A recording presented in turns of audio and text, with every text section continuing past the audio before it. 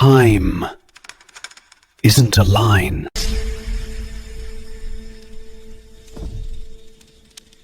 It's a map.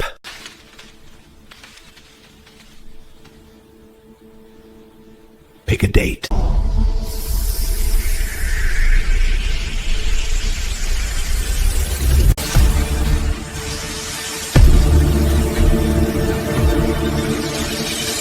The past is never truly gone. Come. Come, see for yourself. Don't blink.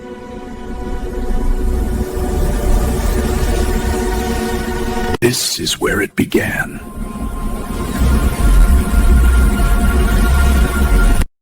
I wonder what journey our daily time machine has in store for us. Today, we're going to talk about a single day in history that in so many ways created the world we live in now. That day is October 12th, 1492.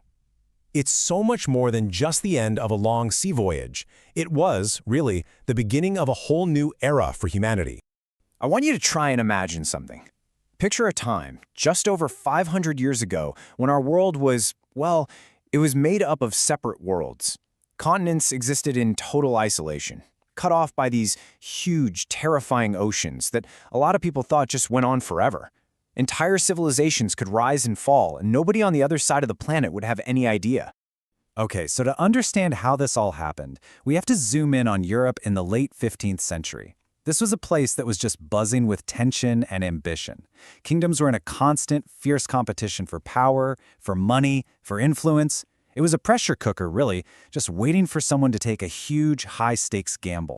So what was everybody after? What was the ultimate prize in this massive Game of Thrones? It was all about getting access to the East, the unbelievable riches of Asia. We're talking exotic spices that were worth more than their weight in gold, luxurious silks, and of course, gold itself. That was the key to dominating the...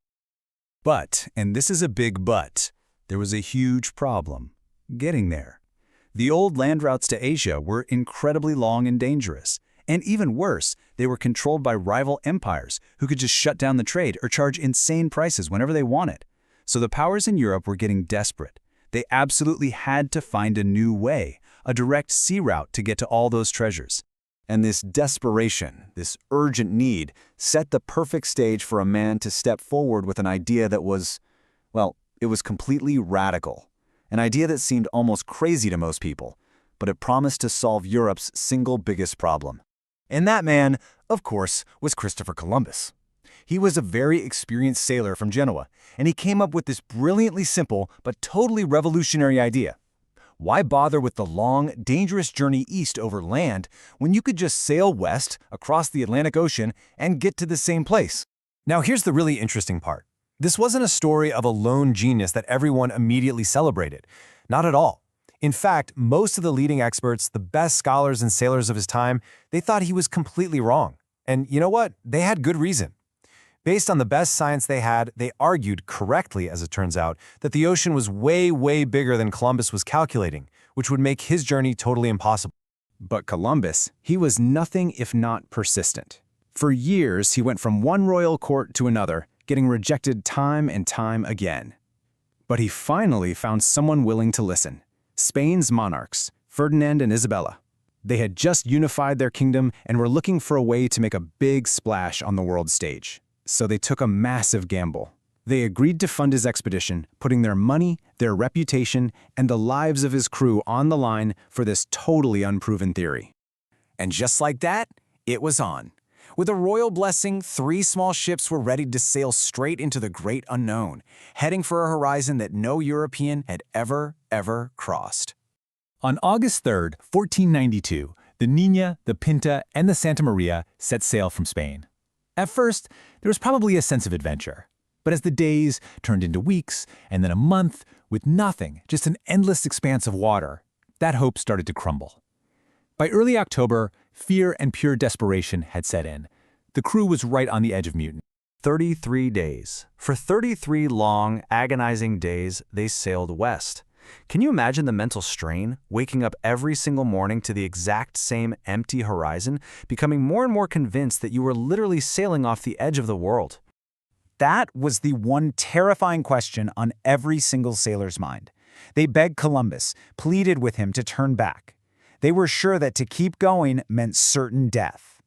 But Columbus, he had staked everything on his math, and he refused to give in. And then, in the dark early hours of October 12th, everything changed. The fate of the voyage, and you could argue the fate of the world, turned on a single moment. A shout suddenly pierced the night from the lookout on the Pinta. Land! Just one word, but it was enough to shatter weeks of mounting terror and dread. The gamble, it seemed, had paid off. For Columbus, it was a moment of absolute triumph. He and his crew went ashore on a small island in what we now call the Bahamas, and they were completely convinced that they had done it. They had reached the East Indies. They'd found the back door to Asia. But here is the great twist in the story, the incredible historical irony. They hadn't reached Asia at all. They had accidentally stumbled upon an entire continent that was completely unknown to the people of Europe. They'd found a new world.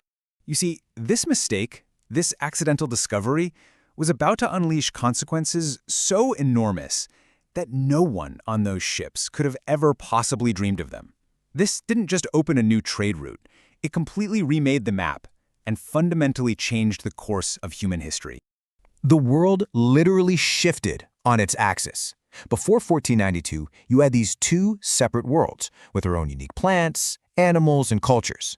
After 1492, those two worlds collided, and for the very first time, they created a single, interconnected, global system. So this moment, it wasn't an ending, it was an explosive beginning. It kicked off a massive age of European exploration and conquest that would reshape who held power on the planet. It started this huge exchange of goods, ideas, animals, and plants, things like wheat and horses going to the Americas, and potatoes and corn coming to Europe, which actually fueled a population boom there. And crucially, it led to absolutely profound and often devastating consequences for the indigenous peoples of the Americas, whose entire worlds were turned upside down by the arrival of new people, new technology, and especially new diseases. So the story of October 12, 1492 really leaves us with this incredible, thought-provoking question. How is it possible that a single journey, born from a mix of ambition and a massive miscalculation, can so completely and utterly redefine the world as we know it?